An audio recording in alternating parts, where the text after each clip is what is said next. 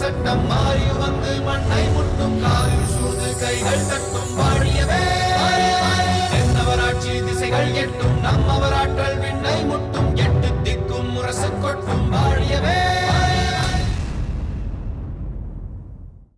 பெற்ற தந்தையான நான் இங்கே இருக்கும்போது வளர்ப்பு தந்தையாக சோழ நாட்டின் மாமன்னர் கரிகாலரே உன்னை தத்தெடுத்திருக்கும் போது பாவம் உனக்கு துணையாக வந்த அந்த பிள்ளை பார்த்திபனை உனக்கு தந்தையாக்கி விட்டாரா கபிலர்?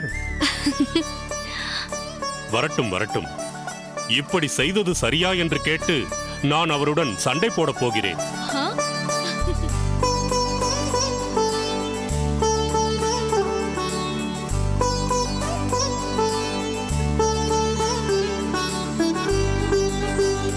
அப்பா, பாண்டிய இளவரசரை மீட்டுக் கொண்டு வந்ததில் எங்களுக்கு சாமர்த்தியம் இருக்கிறது என்பது உண்மைதான். ஆனால் அதற்கும் மேலாக கபிலர் பெருமானின் ஆலோசனையும் பரிவாதினியின் ஒத்துழைப்பும் எங்களுக்கு பக்கபலமாக இருந்தது. அதனால்தான் எங்களால் இதை சாதிக்க முடிந்தது. எப்படியோ நீ எதற்காக சென்றாயோ அதை சிறப்பாக நிறைவேற்றிவிட்டாய். இப்போது மட்டுமல்ல, எப்போது எதற்காக சென்றாலும் நீ அதை நிறைவேற்றாமல் வந்ததில்லை. அப்பா, இப்படி என்னை பற்றியே பேசிக் கொண்டிருந்தால் எப்படி? சாப்பிடுங்கள். முத்துநகை, மனம் மிகுந்த மகிழ்ச்சியில் மூழ்கியிருந்தாலும் பெரும் துக்கத்தில் ஆழ்ந்திருந்தாலும் சாப்பிட பிடிக்காது. என் நிலையும் இப்போது அப்படித்தான். என் மகள் பெரும் காரியத்தை சாதித்துவிட்டு எந்த பிரச்சனையும் இல்லாமல் திரும்பி வந்துவிட்டாள். அந்த மகிழ்ச்சியில் எனக்கு உணவு உண்ண தோன்றவில்லை அம்மா. என்னப்பா இது? இதற்காகவா நான் இவ்வளவு பாடுபட்டு இது அனைத்தையும் சமைத்தேன்? உங்களுக்கு பிடித்த காய்கறிகளை கொண்டு வந்து அடிசல் செய்தேன். நீங்கள் உண்ணாவிட்டால் நான் இதையெல்லாம் செய்ததற்கு பயனே இல்லாமல் போய்விடும் அப்பா. இல்லை அம்மா, இல்லை. இதோ இதோ சாப்பிடுகிறேன்.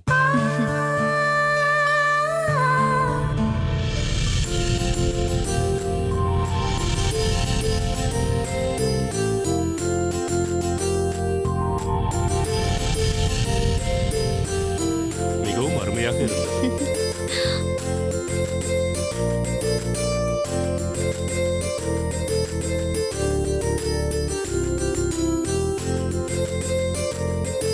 வாருங்கள் கபிலரே. வாருங்கள். தாங்கள் எப்போது வந்தீர்கள்? பார்த்திபனை முத்துநகைக்கு தந்தையாக்கி விட்டேன் என்பதற்காக என்னோடு சண்டை போட போவதாக சொன்னீர்களே, அப்பொழுதே வந்துவிட்டேன். என்ன, நமது சண்டையை இப்பொழுது தொடங்கலாமா? சற்று பொறுங்கள். சண்டை போடுவதென்றால் வாளோ ஈட்டியோ வேண்டாமா?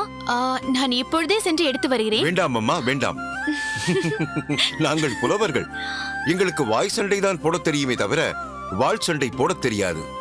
சொற்போர் புரிவேனே தவிர வார்ப்போரோ மற்போரோ செய்ய தெரியாது. சரி சரி, போனால் போகிறதென்று விட்டு விடுகிறேன். முத்துநகை, உன் தந்தை மிகச்சிறந்த புலவர் என்ற முறையில் வெகு காலமாக எனக்கு தெரியும்.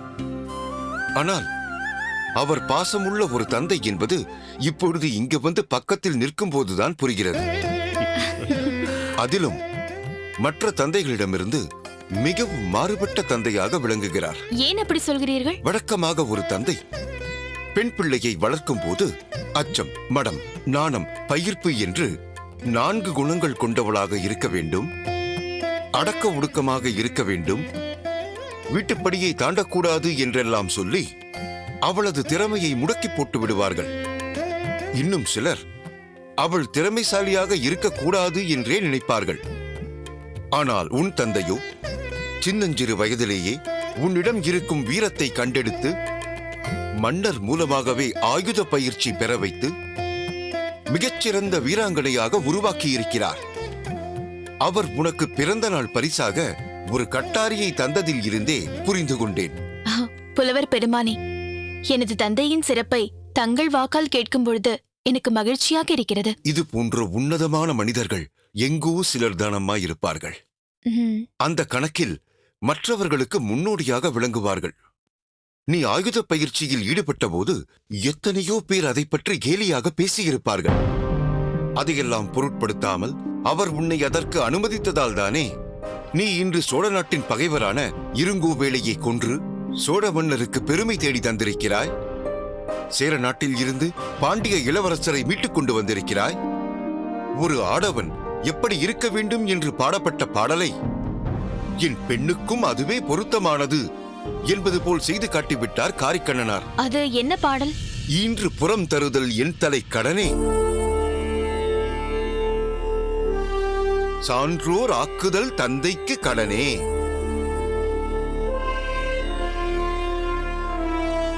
ஒளிர்பால் அருஞ்சும் முறுக்கி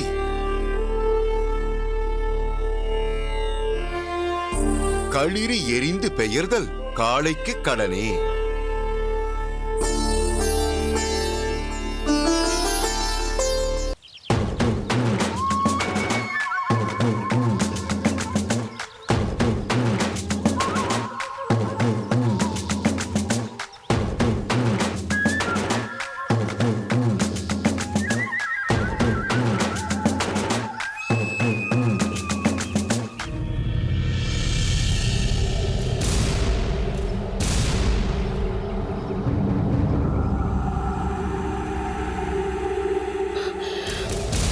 தாயே, மாதுரி, உனக்காக நான் எவ்வளவு நேரமாக காத்துக் கொண்டிருக்கிறேன் தெரியுமா?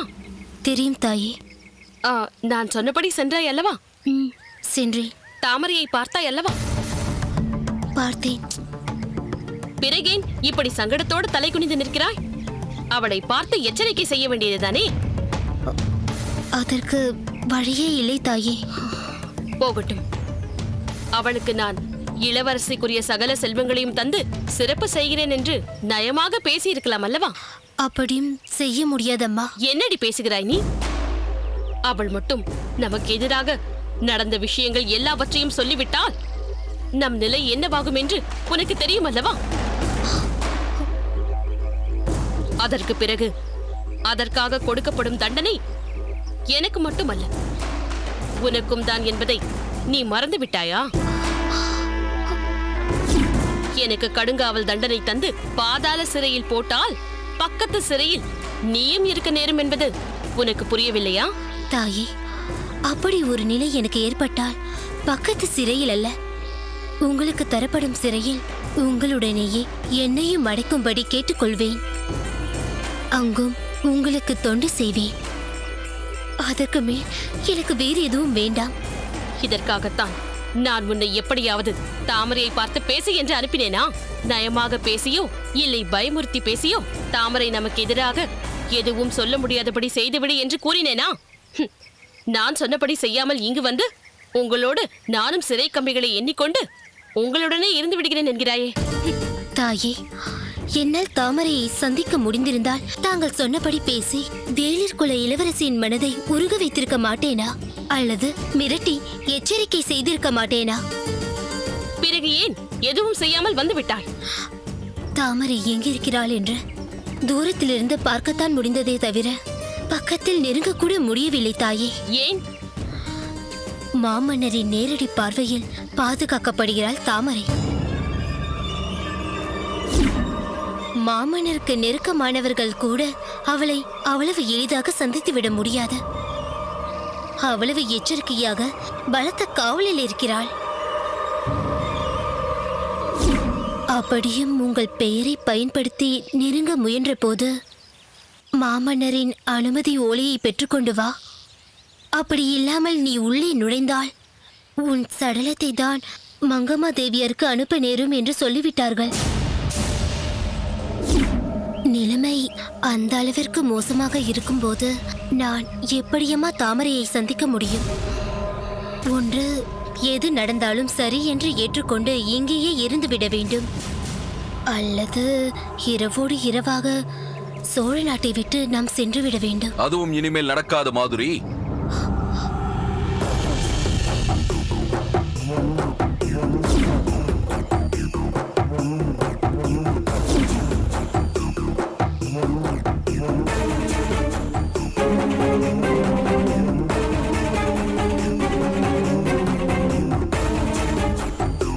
என்ன மங்கம்மா, மறந்து விட்டாயா? சில நாட்களுக்கு முன் நீ சோழ நாட்டிலிருந்து எப்படியாவது தப்பித்துச் செல்ல வேண்டும் என்று நினைத்து மாதுரியின் குடும்பத்தில் பிரச்சனை, நான் சென்றுதான் சரி செய்ய வேண்டும் என்று சொல்லிக் கொண்டு இங்கிருந்து போக முயற்சி செய்தாயே. மாமன்னரே அன்று இங்கு வந்து அவ்வளவு எளிதாக இங்கிருந்து செல்ல முடியாது. தாமரை இங்கு வந்த பிறகுதான் அவளிடம் விசாரித்து யார் உன்னை கடத்தியவர்கள் என்று கேட்டறிந்த பிறகுதான் உன்னை எங்கே அனுப்புவது என்று தீர்மானிக்க முடியும் என்று சொன்னாரே, அது உனக்கு நினைவிருக்கிறதா? அதனால் என்ன? அதற்கு பிறகும் நான் எப்பொழுதும் போல்தான் இந்த அரண்மனையில் நடமாடிக் கொண்டிருக்கிறேன். அண்ணியாரின் அந்தப்புறத்திற்கே சென்று அனைவரிடமும் நான் உரையாடிக் கொண்டுதானே இருக்கிறேன். ஆனாலும் நீ எங்கு சென்றாலும் யாருக்கும் தெரியாமல் கண்காணிக்கப்பட்டுக் கொண்டிருக்கிறாய் என்பது உனக்கு தெரியுமா? அந்த கணம் முதல் இந்த கணம் வரை ஒற்றர்களின் பார்வை உன்னை விட்டு சற்றும் விலகாமல் உற்று பார்த்துக் கொண்டிருக்கிறது என்பதை நீ அறிவாயா? ஓ, இதற்கெல்லாம் பின்புலமாக நீங்கள் தான் இருந்து செயல்பட்டுக் கொண்டிருக்கிறீர்களா? அந்த ஒற்றர் படைக்கு தலைமை தாங்கி வழி நடத்திக் கொண்டிருக்கிறீர்களா? அதற்கான அவசியம் ஏற்பட்டால் அதையும் செய்வேன். அப்படி அன்று முதலே கண்காணிக்கப்படும் நீ இன்று அவ்வளவு எளிதாக இங்கிருந்து சென்று விட முடியுமா? நாளை காலை அவை கூட போகிறது. தாமரை நேராக அவைக்குத்தான் அழைத்து வரப்படுவாள். நீயும் அப்போதுதான் அங்கு இழுத்து வரப்படுவாய். தாமரை உன்னைத்தான் சுட்டிக்காட்டப் போகிறாள். உன் நிலை ஆபத்தாகத்தான் மாறப்போகிறது. உன் குற்றங்கள் அனைத்தும் நிரூபிக்கப்பட போகிறது. அதற்கு பின் சற்று நேரத்திற்கு முன் உன் அருமை தோழியிடம் சொல்லிக் கொண்டிருந்தாயே, பாதாள சிறையில் போடுவார்கள் என்று. அது நடக்கத்தான் போகிறது. வேண்டுமானால் உனக்கு தொண்டு செய்ததற்காக உன் தோழி விரும்பியது போல் அவளையும் உனது சிறையிலேயே ஒன்றாக அடைத்து வைக்க ஏற்பாடு செய்கிறேன். அதையெல்லாம் வெளியே நின்று கேட்டுவிட்டு தான் வருகிறீர்களா? அதை தவிர எனக்கு வேறென்ன வேலை இருக்க போகிறது? இதை சொல்வதற்கு உங்களுக்கு வெட்கமாக இல்லை? நீ செய்யும் செயல்களுக்கு நீயே வெட்கப்படாத போது நான் ஏன் வெட்கப்பட வேண்டும்? மனைவியை குற்றவாளியாக்கி சிறைக்கு அனுப்புவதுதான் உங்கள் நோக்கமா? கணவன் மீது பொய்க்குற்றம் சாட்டி நாட்டை விட்டே விரட்ட நினைத்த மனைவியிடம் நான் வேறு எப்படி நடந்து கொள்ள முடியும்? இந்த சூழ்நிலையில் எனக்கு துணையாக இருந்து காப்பாற்ற வேண்டும் என்று உங்களுக்கு தோன்றவில்லையா? எந்த சூழ்நிலையிலும் நான் உனக்கு சொன்ன அறிவுரைகளை நீ கேட்காத போது நான் என்னதான் செய்ய முடியும்? நான் உங்களை எந்த அளவிற்கு காதலித்தேன், தங்களை தான் மணப்பேன் என்று என் தமையனிடம் போராடி அனுமதி பெற்றேன். தாங்கள் இருங்கோவேளின் நண்பர் என்று தெரிந்தும் என் பொருட்டு என் தமையன் தங்களை ஏற்றுக்கொள்ளும்படி செய்தேன். அதையெல்லாம் தாங்கள் மறந்து விட்டீர்களா? என் காதல் பொய்யா? தன்னை காதலித்து மணந்து கொண்டவளுக்கு தாங்கள் செய்யும் பிரதி உபகாரம் இதுதானா? நான் அப்படி சொல்ல மாட்டேன்.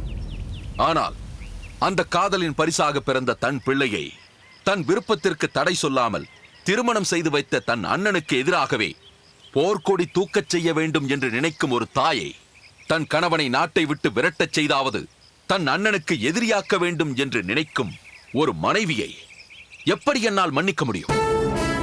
சொல்லித் திருந்தாதவர்களை தண்டனை தந்துதான் திருத்தியாக வேண்டும் என்றால் அதை தவிர வேறு வழி இல்லையே. அதனால் நாளை காலை உனக்கு எந்த தண்டனை கிடைத்தாலும் அதை ஏற்றுக்கொள்ள நீ தயாராயிரு. புலி வருகிறது என்று சொல்லி உன்னை மிரட்டிக் கொண்டிருப்பதாக நினைத்தாயே, இப்போது அது நிஜமாகவே வந்துவிட்டது. தாமரை என்ற பெண் புலியின் வடிவத்தில் இங்கிருந்து நீ எங்கும் செல்ல முடியாது. இங்கிருந்து நேராக நாளை விசாரணை மண்டபத்திற்குத்தான் வந்தாக வேண்டும். அதுவரை உன்னை இங்கிருந்து எங்கும் சென்றுவிட முடியாதபடி தடுக்க வேண்டிய கடமை எனக்கு இருக்கிறது. கோட்டை தளபதி, ஆணையிடுங்க. நான் சொன்னது நினைவிருக்கட்டும். இங்கிருந்து யாரும் வெளியில் நகரக்கூடாது. வெளியிலிருந்தும் யாரும் உள்ளே வரக்கூடாது. நாளை காலை மங்கம்மா அரசவைக்கு அழைத்து வரப்படும் வரை அவளை பாதுகாக்க வேண்டியது உன் பொறுப்பு. எச்சரிக்கையாக பார்த்துக்கொள். உத்தரவு. யாரங்கே? நீங்கள் இருவரும் இங்கேயே நின்று காவல் புரியுங்கள். இரவு முழுவதும் உறங்காமல் கண்காணிக்க வேண்டும். நான் சென்று மற்ற வீரர்களை இந்த அந்தப்புறத்தில் அங்குமிங்குமாக நிற்க வைக்கிறேன். அவ்வப்போது வந்து நான் உங்களையும் கண்காணிப்பேன். ஜாக்கிரதை. உத்தரவு.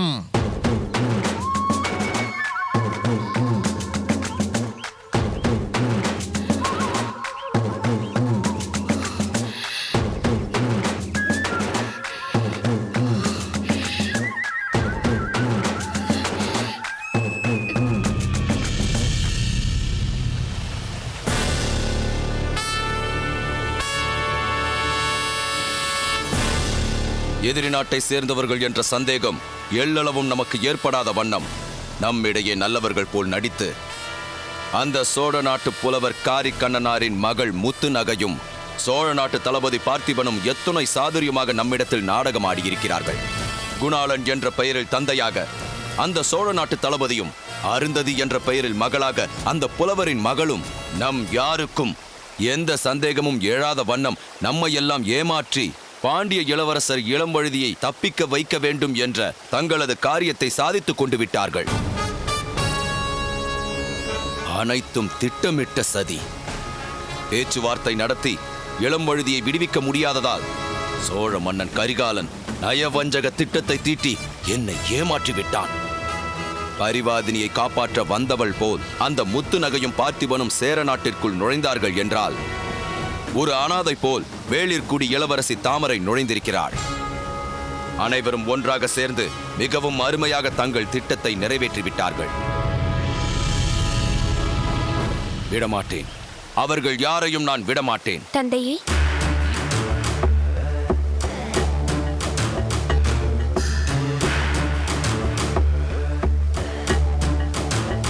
என்னவாயிற்று தந்தையே? வாமா பரிவாதினி, அந்த மூவரின் நம்பிக்கை துரோகம் எங்கள் இருவரை காயப்படுத்தியதை விட உன்னைதான் அதிகம் காயப்படுத்தி இருக்கும். அதற்கு காரணம் அவர்களுடன் எங்களை விட அதிக நெருக்கமாக பழகியது நீதானே. தாங்கள் யாரை பற்றி கூறுகிறீர்கள் தந்தையே?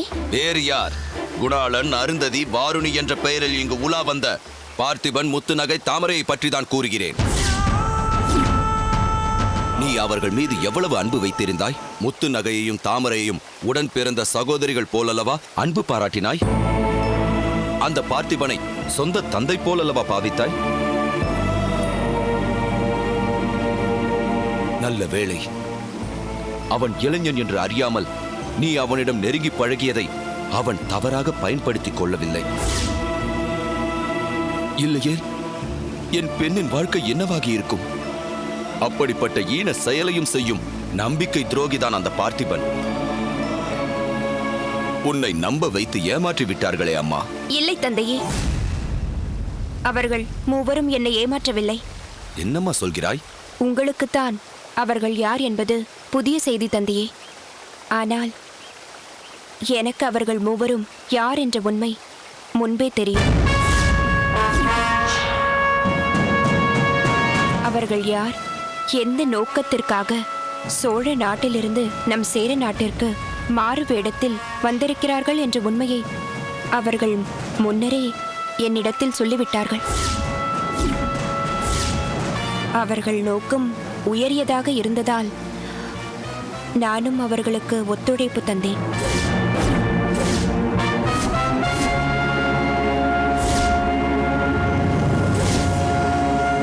நீ என்ன சொல்கிறாய் பரிவாதினி? ஆம் தந்தையே, நல்லெண்ண விஜயமாக நம் சேர நாட்டிற்கு வந்த பாண்டிய இளவரசர் இளம்வழுதியை கொலை குற்றம் சுமத்தி தாங்கள் காவலில் வைத்தது சேர சோழ பாண்டியர் என்ற 3 நாடுகளுக்கும் இடையே அனாவசிய பிளவை உண்டு செய்யும் என்ற எண்ணம் ஆரம்பத்திலிருந்தே எனக்கும் தாயாருக்கும் உண்டு. அதனால்தான் நாங்கள் கருத்துக்களை உங்களிடம் வலியுறுத்தி இளவரசர் இளம்வழுதியை விடுதலை செய்து விடுங்கள் என்று சொன்னோம். ஆனால் அதற்கு நீங்கள் உடன்படவில்லை. அதற்காகத்தான் நான் இதை செய்ய வேண்டியதாயிற்று.